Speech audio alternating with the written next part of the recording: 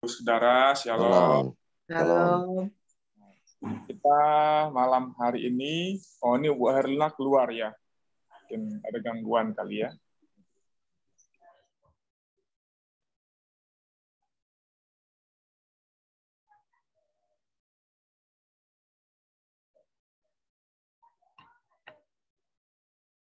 Sorry.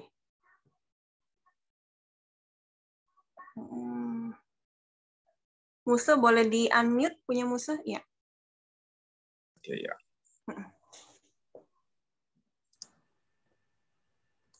Ya.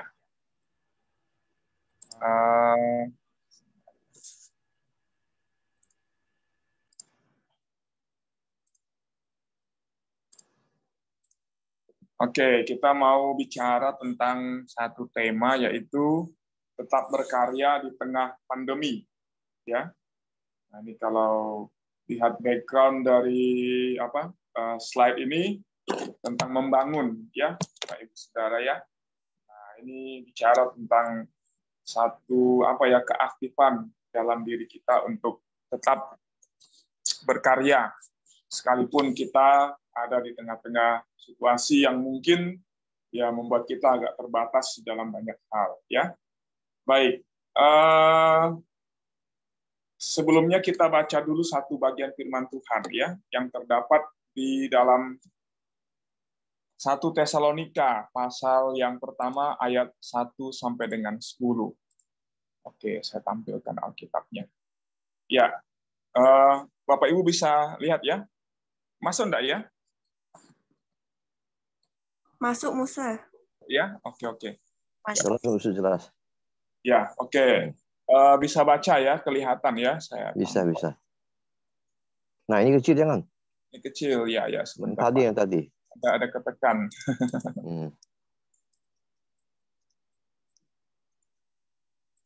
Oke, iya.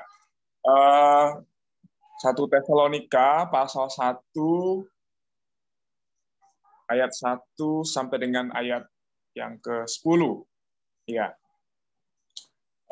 Kita baca satu orang satu ayat saja ya. Ya, mulai silakan berganti-gantian dari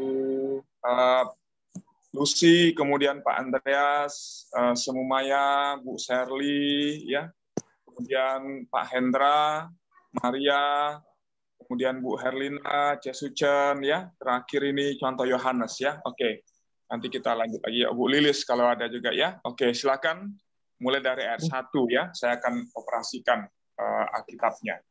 Tekan ini. Tekan ini.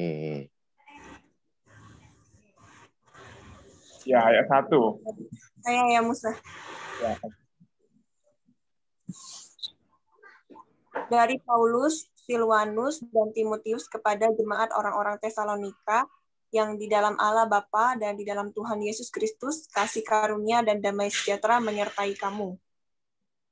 Ayat yang kedua, kami selalu mengucap syukur kepada Allah karena kamu semua dan menyebut kamu dalam doa kami.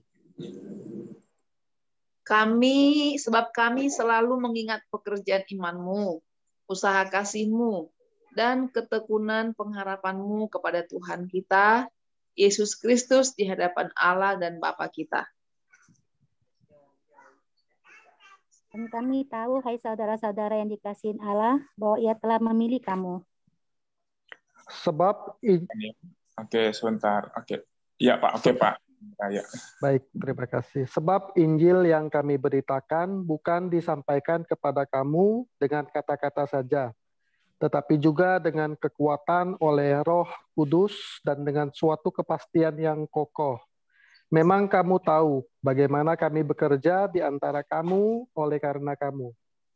Ayat 6, dan kamu telah menjadi penurut kami dan penurut Tuhan. Dalam penindasan yang berat, kamu telah menerima firman itu dengan sukacita yang dikerjakan oleh Roh Kudus.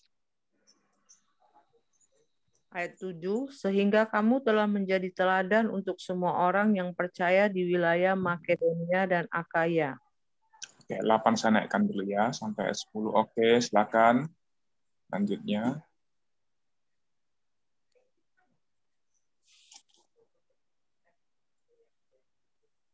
Oke, ayat 8 ya. Saya teruskan saja ayat 8 sampai 10 ya. Karena di antara kamu firman Tuhan bergema bukan hanya di Makedonia dan Akaya saja, tetapi di semua tempat telah tersiar kabar tentang imanmu kepada Allah, sehingga kami tidak usah mengatakan apa-apa tentang hal itu. Sebab mereka sendiri bercerita tentang kami, bagaimana kamu sambut, dan bagaimana kamu berbalik dari berhala-berhala kepada Allah untuk melayani Allah yang hidup dan yang benar, dan untuk menantikan kedatangan anaknya dari sorga, yang telah dibangkitkannya dari antara orang mati, yaitu Yesus yang menyelamatkan kita dari murka yang akan datang. Ya, dari firman Tuhan pada yang dalam 1 Tesalonika 1 ayat 1 sampai dengan 10 ini, kita akan sama-sama belajar ya membahas tema ini, tetap berkarya di tengah-tengah pandemi. Kita mau belajar dari jemaat Tesalonika ya, yang situasinya sebenarnya hampir-hampir mirip dengan gereja Tuhan ya, di beberapa tempat termasuk juga Indonesia gitu ya. Nah, dikit kita melihat latar belakang dari sebagai pengantar bagi kita, bahwa surat 1 Tesalonika ini ditulis oleh Rasul Paulus, dan tahun penulisannya itu diperkirakan sekitar tahun 51 Masehi ya, atau kurang lebih sekitar 20 tahun paling ya, sekitar 18 tahun sesudah penyaliban dan juga kenaikan Tuhan Yesus ke sorga gitu ya. Nah, ditulis di kota Korintus ya, ditulis ketika Paulus berada di kota Korintus. Dan surat Korintus ini, surat 1 Tesalonika ini merupakan surat penggembalaan pertama yang ditulis oleh Paulus untuk jemaat-jemaat yang pernah didirikan atau dilayani oleh Paulus. Jadi surat 1 Tesalonika ini merupakan surat yang pertama ya, surat yang pertama yang ditulis oleh Rasul Paulus kepada jemaat-jemaat dari antara 13 surat yang ditulis oleh Rasul Paulus dalam Perjanjian Baru. Nah, latar belakang dari jemaat Tesalonika. Kalau kita menyelidiki di dalam surat 1 Tesalonika dan kita bandingkan di dalam Kisah Rasul pasal yang ke-17 ya, di situ dijelaskan tentang latar belakang dari jemaat Tesalonika. Nah, jemaat ini berlatar belakang orang-orang Yahudi dan juga kelompok non-Yahudi. Nah, kelompok non-Yahudi ini merupakan mayoritas ya, sebagian besar dari jemaat yang ada di Tesalonika. Nah, kemudian jemaat Tesalonika ini merupakan buah pelayanan dari Rasul Paulus dalam perjalanan misinya yang kedua. Ketika dia dari Asia kemudian masuk ke Eropa. Pertama kali dia mengunjungi Makedonia ya. Jadi ini adalah tempat pertama yang dikunjungi oleh Rasul Paulus di benua Eropa ya, yaitu kota Tesalonika. Nah, Paulus tinggal di Tesalonika ini hanya selama beberapa minggu saja, tidak lama. Dan selama beberapa minggu itu dia melayani jemaat di sana. Pertama-tama dia masuk di rumah ibadat orang Yahudi, tapi kemudian dia ditolak oleh hampir sebagian besar orang Yahudi yang ada di sana. Dan akhirnya ketika ditolak, dan Paulus kemudian beralih melayani orang-orang non-Yahudi yang ada di kota Tesalonika. Dan dari pelayanannya, selama beberapa minggu itu ada sejumlah besar orang yang akhirnya percaya dan menyerahkan diri menjadi pengikut Kristus. Nah, setelah Paulus tinggal dan melayani selama beberapa minggu di Tesalonika, akhirnya Paulus dengan terpaksa harus meninggalkan jemaat yang masih baru itu. Karena pada waktu itu terjadi kerusuhan di kota Tesalonika yang disebabkan oleh orang-orang Yahudi yang tidak suka dengan pelayanan Rasul Paulus. Nah, ini kita bisa bandingkan, ya, dicatat di dalam Kisah Para Rasul pasal 17, ayat 1 sampai dengan 9. Nah, kemudian pada umumnya orang Tesalonika itu tidak suka kepada orang Kristen Jadi tidak hanya orang-orang Yahudi yang tidak suka kepada Paulus dan pelayanan yang dikerjakan oleh Paulus, tapi juga ada kelompok orang-orang non-Yahudi di Tesalonika yang juga tidak suka kepada jemaat yang baru berdiri itu. Sehingga jemaat di Tesalonika itu ya banyak sekali mengalami penderitaan ya disebabkan oleh orang-orang yang benci kepada mereka, yang tidak suka kepada iman mereka. Nah, lalu dalam situasi yang seperti itu, karena Rasul Paulus khawatir dengan keadaan jemaat Tesalonika, maka kemudian Paulus menyuruh Timotius untuk pergi ke sana untuk melayani jemaat itu berapa waktu lamanya, dan kemudian juga untuk mengukuhkan atau menguatkan iman jemaat yang ada di Tesalonika. Nah, setelah tinggal berapa waktu lamanya, kemudian Timotius kembali lagi, ya, kembali dari Tesalonika ke Korintus, tempat di mana Paulus tinggal pada waktu itu. Dan kepulangan Timotius itu merupakan satu hal yang menggembirakan Paulus. Kenapa? Karena Timotius menceritakan tentang keadaan dari jemaat itu yang begitu luar biasa di dalam perjuangan iman mereka, ya. Nah, tapi juga Timotius memberitahukan kepada Paulus bahwa jemaat yang masih baru ini juga sedang mengalami satu persoalan di dalam jemaat pada waktu itu. Nah, persoalan yang timbul di dalam jemaat itu disebabkan oleh karena adanya ajaran-ajaran sesat yang muncul di tengah-tengah jemaat, ya. Yang khususnya kebanyakan persoalan itu adalah hal-hal yang bersifat teologis dan praktis dalam hidup jemaat pada waktu itu, yaitu masalah akhir zaman, kedatangan Tuhan yang kedua kali, begitu ya, dan juga masalah kehidupan praktis ya berkaitan dengan etika Kristen. Nah, maka kemudian menanggapi situasi yang ada di tengah-tengah jemaat Tesalonika, maka kemudian Rasul Paulus dari kota Korintus kemudian dia menulis suratnya yang pertama kepada jemaat yang ada di kota Tesalonika. Nah, kalau kita mencoba untuk menarik sedikit ke dalam situasi kita, ya, Bapak Ibu Saudara yang kasih dalam Tuhan, kalau kita perhatikan sebenarnya apa yang dialami oleh jemaat Tesalonika pada waktu itu, ya, orang-orang Kristen pada masa kita juga sebagian besar mengalami situasi yang hampir mirip, begitu ya. Ada tantangan terhadap pelayanan gereja dari orang-orang yang tidak suka kepada kekristenan, ya. Ada terjadi pembakaran gereja, penghambatan orang Kristen tidak bisa beribadah, dan juga ada upaya-upaya untuk kemudian menangkap dan menyiksa orang Kristen, memenjarakan orang Kristen, seperti itu ya. Dan kemudian juga dalam konteks kita ini juga ada ajaran-ajaran sesat yang muncul di tengah-tengah gereja berkaitan dengan doktrin eskatologis dan juga masalah-masalah etika Kristen dalam jemaat, seperti itu. Nah, kecuali mungkin yang tidak sama dengan kondisi kita sekarang ini adalah kita sedang mengalami pandemi COVID-19, ya, pandemi corona. Nah, sedikit banyak kita melihat bahwa ya kalau mau ditarik ya secara garis besar itu agak mirip persoalan problem yang terjadi dalam jemaat Tesalonika dengan konteks hidup kita sebagai orang-orang percaya di zaman ini. Nah, maka kalau kita melihat situasi dan kondisi yang terjadi di dalam jemaat Tuhan di Tesalonika pada waktu itu, kita melihat ada satu hal yang baik yang terjadi di tengah-tengah jemaat. Ya, inilah yang dibawa oleh Timotius, ya, disampaikan kepada Paulus tentang keadaan dari jemaat di Tesalonika itu.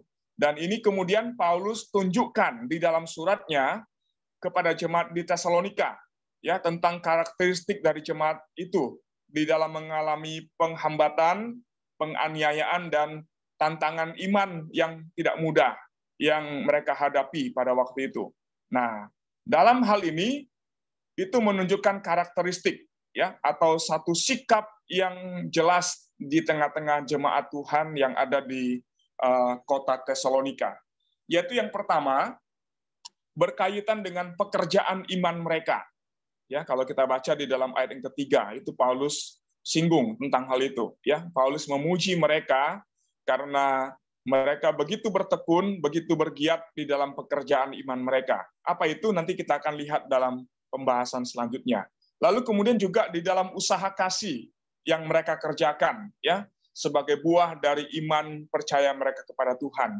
Dan yang terakhir berkaitan dengan ketekunan dan pengharapan mereka kepada Tuhan, ya, di tengah-tengah penderitaan yang mereka alami, di tengah-tengah tantangan iman yang tidak mudah yang dialami oleh jemaat Tesalonika pada waktu itu.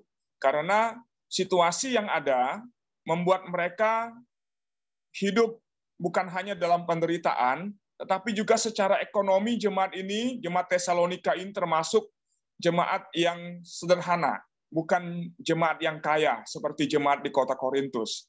Jemaat Tesalonika ini adalah jemaat yang sederhana, di mana di dalam jemaat ini ada banyak orang-orang yang miskin juga, ya, di dalam jemaat itu karena iman mereka kepada Tuhan. Jadi tidak hanya membuat mereka mengalami penderitaan secara fisik, tapi juga membuat mereka mengalami penderitaan secara ekonomi. Mereka ditekan, ya, tidak bisa berusaha dan lain sebagainya, sehingga itu memiskinkan keadaan mereka. Nah, tapi tiga hal ini diangkat oleh Rasul Paulus, ya, di dalam surat 1 Tesalonika untuk menunjukkan bagaimana jemaat itu begitu luar biasanya di dalam menghadapi tantangan yang tidak mudah, tantangan iman yang tidak mudah pada waktu itu. Dan ketiga hal ini, kalau kita bandingkan dengan 1 Korintus 13 ayat 13, itu menunjuk kepada tiga inti hidup Kristen yang ditekankan oleh Rasul Paulus kepada jemaat di Korintus yang kehilangan. Ya, boleh dikatakan jemaat Korintus berbanding terbalik dengan jemaat Tesalonika. Jemaat Korintus kehilangan tiga inti kehidupan Kristen ini dalam kehidupan mereka sebagai jemaat Tuhan. Berbeda dengan jemaat Tesalonika, di tengah-tengah penderitaan yang mereka alami, kesusahan secara ekonomi yang mereka alami, ya, dengan banyak tantangan lainnya, mereka berjuang dalam iman mereka untuk menunjukkan karakteristik diri mereka sebagai seorang yang percaya kepada Tuhan Yesus Kristus. Nah, Bapak Ibu Saudara, ini yang akan kita pelajari malam hari ini. Sehingga saya rindu bahwa melalui pembahasan tiga karakteristik ini, kita boleh didorong, ya, oleh Tuhan untuk kemudian menjadi jemaat yang tetap menunjukkan karya kita, keaktifan kita di tengah-tengah situasi dalam pandemi yang ada sekarang ini, ya. Nah, ini sekaligus juga menjadi evaluasi bagi diri kita nantinya. Kita lihat yang pertama, pekerjaan iman, ya.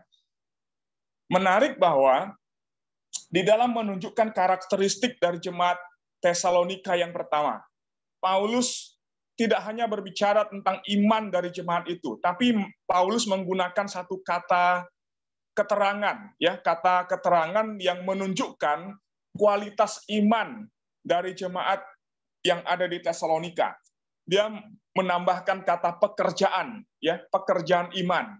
Nah, Bapak Ibu Saudara, kata pekerjaan di sini, ya, itu menunjukkan kepada satu kata yang intens. Artinya bukan satu kata yang biasa, satu kata yang pasif, tapi itu satu kata yang intens. Artinya memberikan satu penekanan yang kuat, ya, yang menunjukkan karakteristik dari iman yang ada di tengah-tengah jemaat Tesalonika pada waktu itu.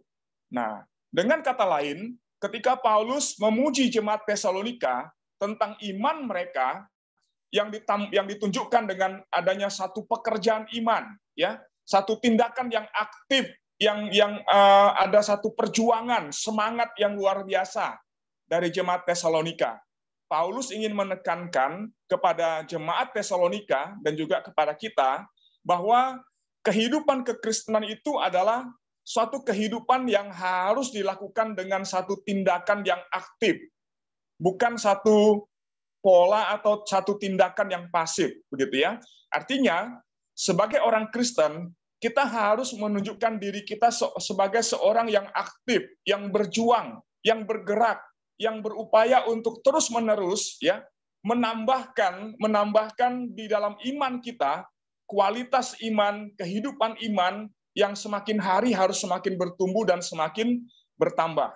Jadi kehidupan iman kita itu tidak boleh menjadi sesuatu yang flat, gitu ya, datar aja dari awal sampai akhir. Kita percaya Tuhan, kita mengikut Tuhan, datar aja imannya, tidak ada pertumbuhan, tidak ada peningkatan. Nah, maka Paulus katakan, ya, puji jemaat Tesalonika dengan mengatakan, memuji mereka berkaitan dengan pekerjaan iman mereka yang begitu luar biasa. Nah, hal ini sejalan dengan 1 Korintus 15 ayat yang ke-58, di mana Paulus juga mengingatkan kepada jemaat di Korintus, ya, supaya mereka mengerjakan iman mereka. Jadi tidak menjadi orang Kristen yang diam, yang pasif, yang kemudian menyerah kepada keadaan dan situasi yang ada. Maka Paulus katakan dalam 1 Korintus 15 ayat yang ke-58. Firman Tuhan berkata, karena itu, saudara-saudaraku yang kekasih, berdirilah teguh, jangan goyah, dan giatlah selalu dalam pekerjaan Tuhan. Sebab kamu tahu bahwa dalam persekutuan dengan Tuhan, jerih payahmu tidak sia-sia. Nah, Bapak Ibu Saudara, 3 kata kerja, ya, yang digunakan oleh Paulus dalam 1 Korintus 15 ayat 58 ini, yaitu kata berdirilah teguh, jangan goyah, ya, dan giatlah, ya. Ini menekankan menunjuk kepada satu keaktifan yang harus ada di dalam diri kita sebagai orang Kristen, sebagai orang percaya, berkaitan dengan kehidupan iman kita di dalam Tuhan. Ya. Nah, ini berbicara tentang satu tindakan yang nyata, yang real. Ada satu upaya yang sungguh-sungguh dari dalam diri kita untuk membuat iman kita itu semakin hari semakin bertumbuh dan semakin bertambah di dalam Tuhan. Ya. Nah, ini adalah satu pujian yang diberikan oleh Paulus kepada jemaat di Tesalonika. Kenapa? Karena jemaat itu adalah jemaat yang aktif di dalam memperjuangkan iman mereka, di dalam mempertahankan iman mereka dan menegakkan iman mereka di tengah-tengah lingkungan orang-orang tidak percaya yang membenci mereka, yang tidak suka dengan kehadiran mereka, dan yang kemudian menganiaya mereka. Jemaat Tesalonika tidak akhirnya menyerah kepada keadaan itu, tapi mereka menunjukkan satu karakteristik iman, ya, yang bertumbuh, yang bertambah di dalam Tuhan. Mereka bukan hanya bertahan menghadapi penganiayaan karena iman mereka, tapi mereka giat membangun diri mereka dalam pokok-pokok iman yang diajarkan, yang pernah diajarkan oleh Rasul Paulus kepada mereka, dan yang diteruskan oleh para pemimpin jemaat yang diangkat oleh Paulus untuk untuk menggembalakan jemaat Tuhan yang ada di Tesalonika. Dan mereka begitu menunjukkan diri mereka, karakter mereka, ya, di dalam satu perjuangan belajar, mereka mendalami iman, mereka mencoba untuk menggali kebenaran-kebenaran yang diajarkan kepada mereka. Nah, dari sini kita mengerti bahwa jemaat ini bukan jemaat yang hanya menerima. Ketika diajar, mereka kemudian menerima saja. Tidak, tapi mereka mendalami, menggali kebenaran-kebenaran yang diajarkan kepada mereka oleh para pemimpin yang ada di tengah-tengah jemaat itu.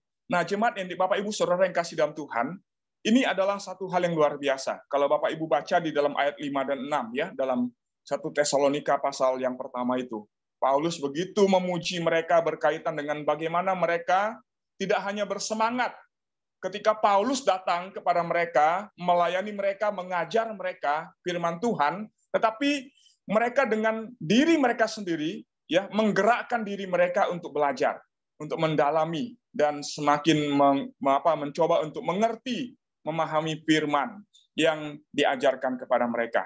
Dengan kata lain, jemaat Korintus ini bukanlah jemaat yang hanya makan apa adanya, begitu ya, kalau kita bisa pakai istilah itu. Mereka tidak hanya makan apa adanya, tapi mereka mengolah makanan yang diberikan kepada mereka sehingga itu menjadi makanan yang bergizi, ya, yang bergizi baik untuk pertumbuhan iman percaya mereka kepada Tuhan.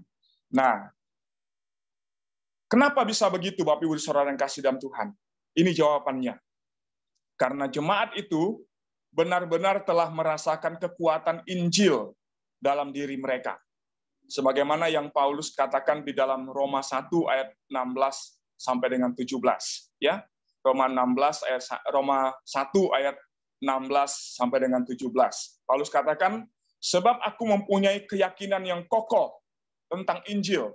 Karena Injil adalah kekuatan Allah yang menyelamatkan manusia, ya. Itu adalah Injil, kekuatan Injil yang dialami oleh jemaat di Korintus. Mereka sampai kepada satu pengertian bahwa Injil yang telah disampaikan kepada mereka oleh Paulus itu merupakan satu kekuatan Allah, kuasa Allah yang diberikan kepada mereka.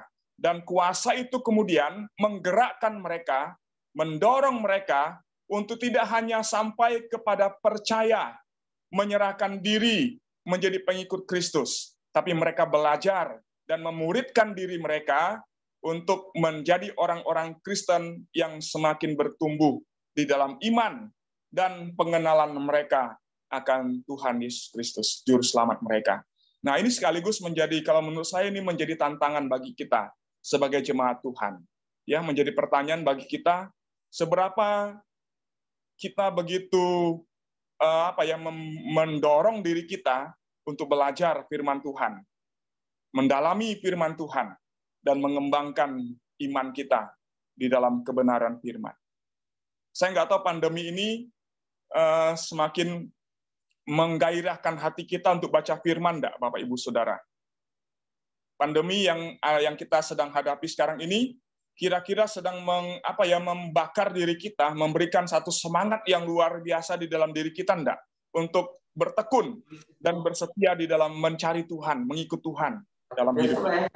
Belajar firman, mendalami firman, ya. Mencoba untuk memahami, mengerti kebenaran Tuhan yang Tuhan ajarkan kepada kita. Atau kita yang terjadi justru adalah sebaliknya. Kita semakin melempem, kita semakin menurun kualitas iman percaya kita kepada Tuhan. Kita menjadi orang Kristen yang biasa-biasa saja.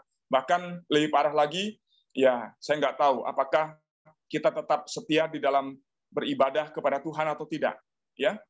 Nah, tapi kita belajar dari jemaat Tesalonika berkaitan dengan pekerjaan iman mereka di dalam Tuhan. Penderitaan yang mereka alami, ya, penjara yang mereka alami oleh karena iman percaya mereka kepada Tuhan, tidak menyurutkan mereka untuk akhirnya menyerah kepada keadaan, tetapi itu semakin mendorong mereka mencari Tuhan dan bertekun di dalam iman mereka kepada Tuhan. Belajar firman Tuhan sungguh-sungguh, haus akan firman Tuhan, terus mencari kebenaran itu dalam hidup mereka. Nah, mereka teguh dalam iman dan melawan setiap penyesatan yang timbul dalam jemaat, ya. Nah, kemudian mereka juga menjadikan diri mereka sebagai teladan iman kepada iman mereka kepada Tuhan. Kalau kita baca di dalam surat 1 Tesalonika 1 ayatnya yang kelima, ya, ayat 5, kemudian ayat ke-8, di situ kita menemukan ada pujian yang diberikan oleh Paulus. Pujian berkaitan dengan apa? Kehidupan jemaat Tesalonika, yang tidak hanya mereka bertumbuh di dalam iman mereka, tapi mereka kemudian menjadi satu teladan yang baik bagi jemaat yang ada di wilayah Yunani pada waktu itu. Nah, ini satu contoh teladan yang baik yang perlu kita contoh juga dari jemaat Tesalonika berkaitan dengan pekerjaan iman mereka yang betul-betul ditunjukkan di dalam kualitas diri mereka sebagai seorang anak Tuhan, seorang yang percaya kepada Tuhan Yesus.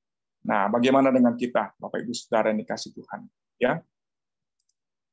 Kemudian yang kedua, di sini Paulus menekankan karakteristik yang kedua, yaitu bicara tentang usaha kasih.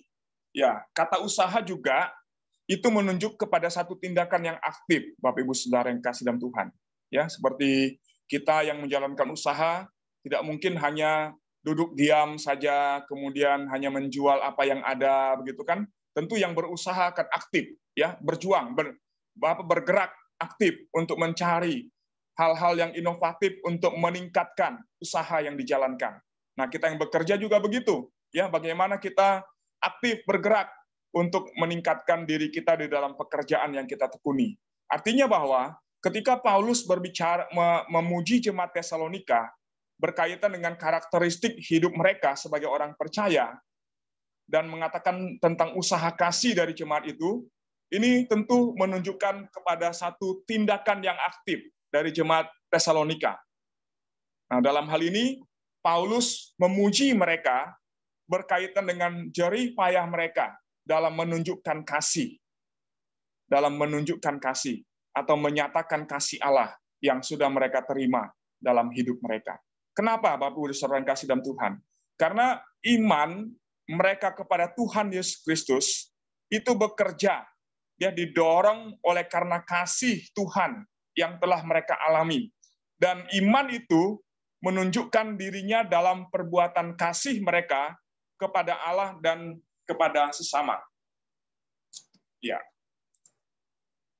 Nah, karena itu ini berkaitan dengan apa yang dikatakan oleh Yakobus dalam Yakobus pasal yang kedua ayat 18 kepada kita. Di mana Yakobus katakan, tidak mungkin ada orang berkata, padamu ada iman dan padaku ada perbuatan. Aku akan menjawab dia, tunjukkanlah kepadaku imanmu itu tanpa perbuatan, dan aku akan menunjukkan kepadamu imanku dari perbuatan-perbuatanku. Dari firman Tuhan ini, kita mengerti bahwa kasih itu, ya, iman yang ada di dalam diri kita itu harus menjadi suatu praktek hidup yang nyata di dalam diri kita, yang kita tunjukkan, yang kita kerjakan, ya, dengan sungguh-sungguh.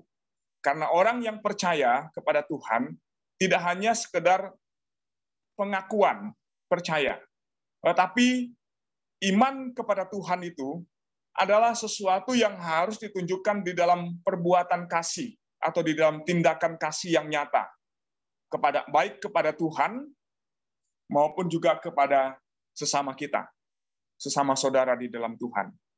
Nah, karena itu kasih akan menunjukkan diri lewat perbuatan. Maka kasih itu akan membuat kita bersusah payah di dalam menjalankan hidup keagamaan dan ibadah kita. Ya, kalau kita mengasihi Tuhan, artinya bahwa kita akan berusaha, bersusah payah, sekalipun ada tantangan, sekalipun ada kesulitan yang kita alami untuk kita mencari Tuhan. Tapi kasih kita kepada Allah itu tidak akan menyurutkan hati kita, semangat kita untuk mencari Tuhan dalam hidup kita. Ya, kita mungkin pernah mengalami tantangan iman, ya, tantangan iman ketika kita percaya kepada Tuhan. Ya, kalau saya minta bersaksi, mungkin ada yang akan bersaksi dan mengatakan, wah, saya dulu ketika pertama kali percaya Tuhan di tengah-tengah keluarga yang tidak mengenal Tuhan itu mengalami tantangan yang luar biasa, ya, mengalami kesulitan, mengalami penganiayaan dalam tanda kutip begitu ya, walaupun tidak mengalami penganiayaan seperti jemaat Tesalonika, ya. Tetapi kita mungkin juga mengalami tantangan yang tidak mudah karena iman kita. Tapi di dalam situasi yang seperti itu, kita tetap berdiri teguh dan terus-menerus menjalankan hidup ibadah kita dengan serius di dalam Tuhan. Kenapa? Karena kasih itu mendorong kita. Kasih kepada Allah itu mendorong kita untuk mencari Tuhan dan menyerahkan hidup kita sepenuhnya kepada Tuhan. Kita tidak menyerah kepada tantangan yang ada. Kemudian juga, ya, di dalam praktek hidup yang nyata, ketika kita sudah mengalami kasih Tuhan dalam hidup ini, maka kita juga akan berjuang dengan sungguh-sungguh untuk menunjukkan kasih kita kepada saudara-saudara seiman lainnya, atau juga kepada orang-orang yang di luar sana yang belum percaya kepada Tuhan. Kenapa saya katakan ini, jemaat Bapak Ibu Saudara yang kasih dalam Tuhan? Karena jemaat di Tesalonika, walaupun mereka merupakan jemaat yang baru percaya, tapi mereka adalah jemaat yang setia di dalam mendukung pelayanan Rasul Paulus dan juga dalam mendukung kehidupan jemaat di Yerusalem berkaitan dengan materi. Ya, jemaat ini adalah salah satu jemaat yang memberikan persembahan kepada Paulus untuk mendukung pelayanan misi yang dilakukan oleh Paulus. Walaupun mereka adalah bukan jemaat yang kaya, berbeda dengan jemaat Korintus. Sekali lagi saya katakan, jemaat Korintus itu adalah jemaat yang kaya luar biasa. Tapi jemaat Tesalonika adalah jemaat sederhana. Ya, jemaat yang sederhana. Karena mereka mengalami tekanan ya dari masyarakat sekitar karena iman mereka kepada Tuhan. Sehingga itu menyulitkan mereka secara ekonomi. Tapi kesulitan ekonomi yang mereka alami, yang mereka hadapi pada waktu itu, tidak membuat mereka akhirnya menjadi jemaat yang tidak mau memberi untuk pekerjaan Tuhan. Tapi justru jemaat ini adalah salah satu jemaat ya yang pernah didirikan dan dilayani oleh Rasul Paulus yang kemudian memberikan persembahan untuk mendukung pelayanan Rasul Paulus dalam pelayanan misinya. Nah, selain mendukung pelayanan Paulus, Bapak Ibu Saudara, jemaat ini adalah jemaat yang ikut terlibat di dalam memberikan persembahan kasih kepada saudara-saudara seiman mereka yang ada di kota Yerusalem, yang juga dalam kesusahan, ya mengalami penderitaan oleh karena iman mereka kepada Tuhan. Jadi dalam kesusahan mereka berjuang, bersusah payah, berjerih payah untuk menunjukkan kasih mereka dengan membagi hidup mereka. Walaupun mereka hidup sederhana, tapi mereka memberi dan mendukung saudara-saudara yang lainnya di dalam kekurangan. Nah, inilah yang menjadi satu tindakan nyata kasih mereka kepada Tuhan yang dinyatakan di dalam kasih mereka kepada pelayan Tuhan dan juga kepada saudara-saudara seiman yang lainnya. Mereka memberi, ya, mereka mendukung orang-orang yang membutuhkan bantuan dan dukungan dari mereka. Nah, ini yang dipuji oleh Rasul Paulus, ya. Kalau kita baca di dalam surat Paulus kepada jemaat di Korintus, dalam 2 Korintus, Paulus menyindir jemaat Korintus yang kaya, ya, yang berlimpah, hidup berlimpah, karena mereka melalaikan ya pelayanan kasih untuk jemaat Yerusalem. Dan Paulus menyindir mereka dengan memberikan contoh jemaat Tesalonika yang walaupun hidup dalam kekurangan, kata Paulus, tapi mereka setia di dalam mendukung saudara-saudara seiman yang ada di Yerusalem. Nah, Bapak Ibu Saudara yang kasih dalam Tuhan, inilah usaha kasih yang merupakan karakteristik dari jemaat di Korintus. Kasih Allah yang mereka alami, yang sudah mereka terima dalam hidup mereka, mendorong mereka untuk mengasihi Tuhan dengan seluruh hidup mereka, dan juga mendorong mereka untuk melayani saudara-saudara seiman yang lainnya, memberikan bantuan, memberikan dukungan di tengah-tengah kekurangan yang mereka alami. Lalu kemudian yang ketiga, karakteristik yang ketiga yang dipuji oleh Paulus berkaitan dengan jemaat di Tesalonika, yaitu bicara masalah ketekunan pengharapan mereka. Ya, 3 kata kerja yang menunjukkan kepada adanya satu tindakan yang aktif, ya, digunakan oleh Paulus untuk menunjukkan karakteristik dari jemaat Tesalonika. Dan kata yang ketiga digunakan Paulus itu adalah ketekunan pengharapan jemaat Tesalonika. Nah, ketekunan ini bukan merupakan konsep yang pasif, tapi merupakan satu ketekunan yang aktif, yang sadar. Kata sadar itu artinya didorong oleh semangat, ya, didorong oleh semangat yang besar, ya, dan kemudian sukarela. Artinya mereka melakukan atau berjuang, bertekun di dalam pengharapan mereka bukan karena dipaksa, ya, bukan karena dipaksa atau tidak ada pilihan yang lain, bukan, tapi karena mereka dengan sepenuh hati menyadari, ya, bahwa mereka harus menaruh iman pengharapan itu dalam diri mereka, dan dengan sukarela, dengan bertekun mereka melakukan hal itu. Nah, ini ditunjukkan oleh Paulus dalam 2 Tesalonika pasal yang pertama, ayat yang keempat, dalam surat yang kedua kepada jemaat di Tesalonika. Nah, Bapak Ibu, kata pengharapan yang ditunjukkan oleh Paulus dalam bagian ini, ya, ini menunjuk kepada satu penantian dari satu peristiwa dengan elemen waktu yang tidak jelas.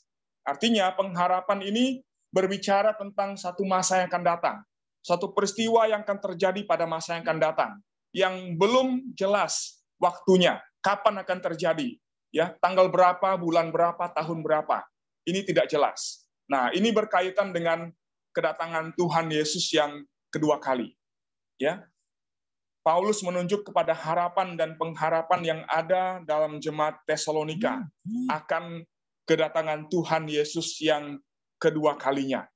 Jadi di dalam kesusahan yang dialami oleh jemaat Tesalonika, mereka tidak hanya bertekun di dalam iman mereka, ya, mengerjakan iman mereka dengan sungguh-sungguh di dalam Tuhan dan menunjukkan kasih mereka kepada Allah dan kepada sesama, tetapi mereka memacu diri mereka di dalam pengharapan kepada Tuhan, walaupun pengharapan itu pada saat kelihatan dengan jelas, ya, tidak menunjuk kepada satu waktu yang jelas, ya, kapan akan terjadi. Nah, ini menimbulkan polemik sebenarnya, masalah sebenarnya di tengah-tengah jemaat di Tesalonika, ya. Maka kemudian dari tengah-tengah jemaat itu muncullah sebagian beberapa orang yang kemudian mencoba untuk menafsirkan berkaitan dengan kedatangan Tuhan yang kedua kali. Sehingga mereka, orang-orang itu mengatakan kepada jemaat Tesalonika, Tuhan Yesus akan segera datang, ya. Maka tidak usah bekerja, tidak usah mencari uang, semuanya mendengar firman, berdoa saja. Itu yang diarahkan kepada jemaat di Tesalonika. Maka kemudian Paulus menyerang orang-orang itu, ya, dengan kemudian meluruskan, memberikan gambaran kepada jemaat di Tesalonika tentang kedatangan Tuhan yang kedua kali. Nah, melihat kepada pengharapan yang ada di dalam diri jemaat Tesalonika, Bapak Ibu Saudara, kita melihat bahwa pengharapan yang ada di dalam jemaat itu adalah pengharapan yang memiliki dasar yang kuat. Dan itu diwujudkan dengan ketekunan untuk tetap berharap. Walaupun kedatangan Tuhan itu tidak tahu kapan akan terjadi. Ya, walaupun kesusahan mereka itu semakin berat, harus mereka alami, mereka hadapi, karena iman mereka kepada Tuhan. Tapi mereka tidak membiarkan semuanya itu membuat diri mereka akhirnya kehilangan harapan di dalam Tuhan. Artinya mereka tidak menyerah kepada situasi yang tidak mudah yang sedang terjadi dalam hidup mereka. Mereka tetap bertekun dalam beribadah kepada Tuhan. Mereka tetap bertekun di dalam memberitakan Injil kepada orang-orang yang belum percaya yang ada di sekitar mereka. Mereka terus saling melayani satu dengan yang lainnya. Dan mereka bertekun di dalam kitab suci, di dalam belajar firman Tuhan, di dalam membaca, merenungkan Alkitab firman Tuhan. Ini satu bentuk ketekunan yang ada di dalam jemaat Tesalonika, ya. Dan kemudian mereka mengembangkan sikap sabar, menanggung musibah-musibah yang terjadi pada waktu itu dalam hidup mereka. Mereka mengembangkan sikap sabar menanggung musibah-musibah yang dihadapkan kepada mereka.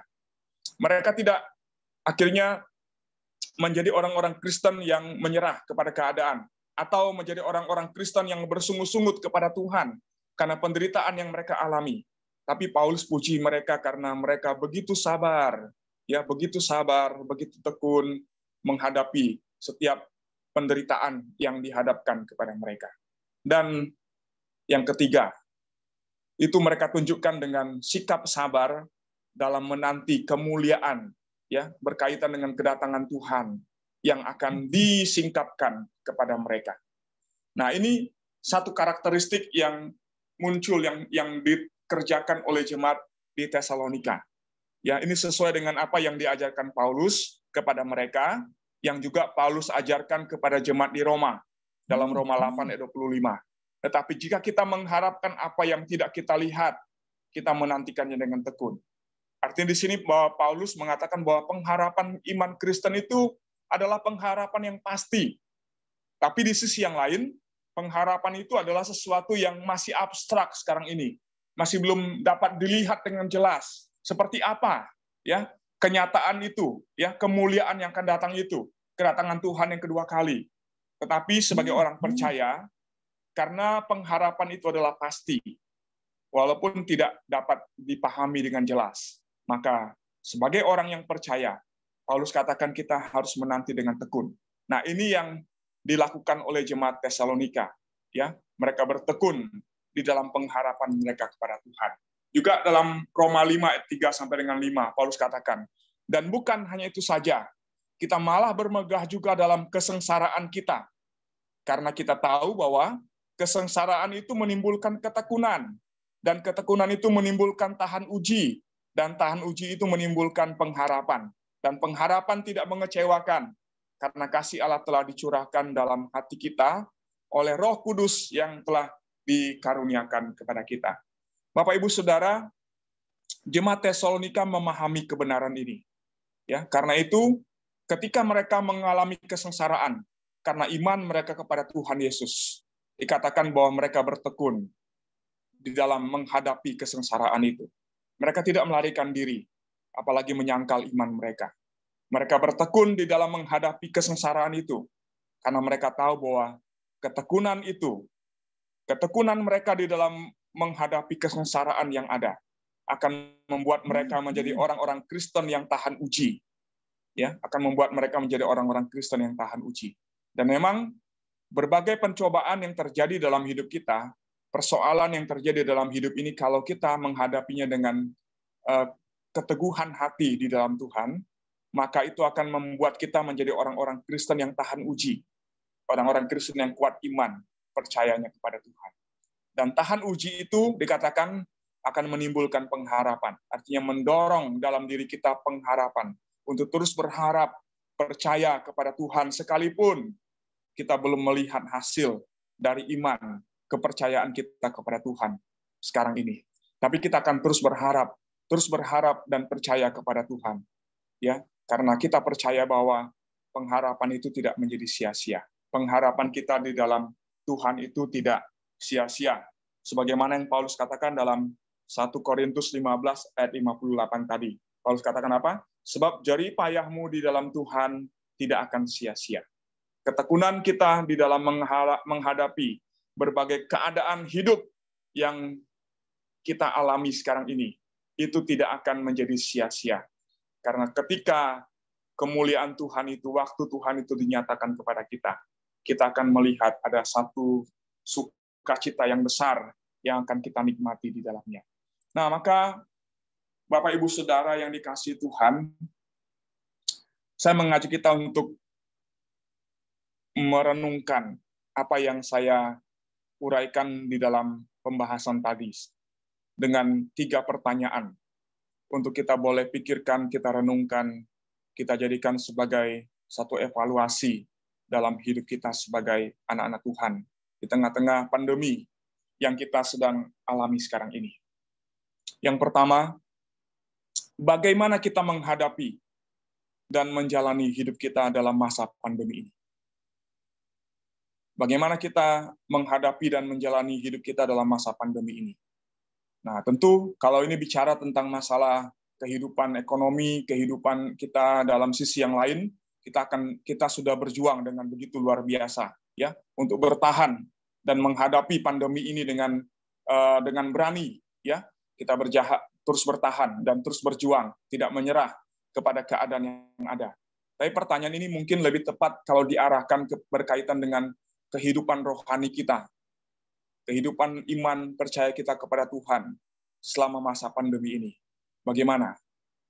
Apakah masa-masa pandemi COVID-19 ini sedikit banyak mempengaruhi iman kita, mempengaruhi semangat kita, ketekunan kita di dalam Tuhan, sehingga itu kemudian menjadi berkurang, akhirnya membuat kita akhirnya mengalami penurunan dalam iman percaya kita, dalam kehidupan rohani kita di dalam Tuhan?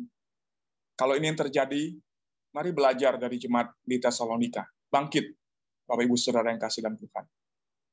Kalau dalam masa pandemi ini, karena situasi mendorong kita harus ibadah secara online, kemudian membuat kita akhirnya bolong-bolong dalam ibadah, maka seharusnya ini menjadi satu cambuk bagi kita untuk memacu diri kita lagi lebih bertekun untuk mencari Tuhan, beribadah kepada Tuhan. Dan nanti kalau ibadah sudah dibuka di gereja, saya pikir ini juga menjadi tantangan bagi kita untuk akhirnya tidak menyerah kepada situasi yang ada, takut dengan situasi yang ada, tapi dengan berani kita datang ke gereja, beribadah kepada Tuhan, tentu juga dengan berhikmat, ya, dengan mengikuti protokol kesehatan. Nah, ini menjadi perenungan yang pertama bagi kita. Bagaimana kita menghadapi dan menjalani hidup kekristenan kita dalam masa pandemi ini. Atau berkaitan juga mungkin dengan masalah ekonomi yang ada dalam keluarga kita, dalam diri kita. Kemudian apakah itu kemudian menjadikan kita sebagai orang-orang Kristen yang khawatir dengan hidup kita, dengan masa depan kita. Sehingga akhirnya kekhawatiran itu begitu menekan diri kita, dan bahkan mungkin membuat kita akhirnya sempat kehilangan iman kita di dalam Tuhan, pengharapan kita kepada Tuhan. Lalu kemudian yang kedua, menjadi pertanyaan bagi kita adalah karya apa yang telah kita hasilkan dalam hidup kita secara rohani dan juga dalam pelayanan dalam masa pandemi yang ada sekarang ini. Apakah kemudian sebagian dari kita berhenti melayani, tidak lagi melayani, atau sebagian dari kita mungkin hanya berfokus kepada diri kita sendiri, bagaimana bertahan dan membangun kehidupan ekonomi keluarga kita, sehingga kemudian kita melalaikan beberapa hal yang penting berkaitan dengan kehidupan rohani kita sebagai anak-anak Tuhan, ya, berkaitan mungkin dengan pembacaan Alkitab, perenungan firman Tuhan tiap-tiap hari, masih bertekunkah kita dan bersungguhkah kita merenungkan firman Tuhan bersama, secara pribadi juga dalam keluarga, dalam pelayanan, dalam kegiatan-kegiatan lainnya. Atau dulu sebelum pandemi mungkin kita semangat memberitakan Injil, sekarang sesudah pandemi kita molor, kita menurun dalam semangat kita untuk memberitakan Injil. Nah, Bapak Ibu Saudara, ini menjadi pertanyaan kedua yang saya pikir perlu kita renungkan, kita tanyakan kepada diri kita. Dan yang ketiga, apakah ada kemajuan dan pertumbuhan dalam aktivitas rohani kita dibandingkan dengan masa sebelum pandemi? Ada kemajuan enggak, Bapak Ibu Saudara? Atau yang terjadi justru sebaliknya adalah penurunan, pengurangan, ya, bukan pertumbuhan, bukan kemajuan. Kita mundur beberapa langkah ke belakang. Ya.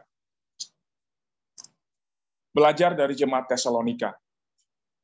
Mereka adalah orang-orang Kristen yang pertama mengkaryakan diri mereka dalam pekerjaan iman, walaupun menghadapi tantangan dan penderitaan. Mereka terus berjuang, ya, menumbuhkan iman percaya mereka. Dan mereka adalah jemaat yang aktif dalam mengusahakan kasih, ya, agar mereka menjadi jemaat yang berdaya guna bagi diri mereka sendiri, bagi orang lain, dan juga bagi gereja, bagi jemaat. Mereka juga adalah jemaat yang mendorong diri mereka untuk bertekun dalam pengharapan sekalipun menghadapi penderitaan dan tantangan iman. Ini tiga hal yang kita belajar dari jemaat Tesalonika. Ya, harapannya kiranya kita digerakkan oleh Tuhan, ya, untuk kembali bangkit dari situasi yang ada, dan mari menjadi orang-orang Kristen yang tetap berkarya di tengah-tengah pandemi yang ada. Ya, tetap berkarya, menghasilkan karya-karya yang baik, yang positif, yang berdaya guna bagi diri kita sendiri, bagi keluarga kita, bagi saudara-saudara seiman, dan juga lebih untuk gereja atau pekerjaan Tuhan yang dipercayakan kepada kita semuanya. Amin. Ini yang saya bagikan untuk kita pada malam hari ini. Silakan saya kembalikan kepada Lucy. Kalau ada yang mau meresponi, silakan Bapak Ibu Saudara.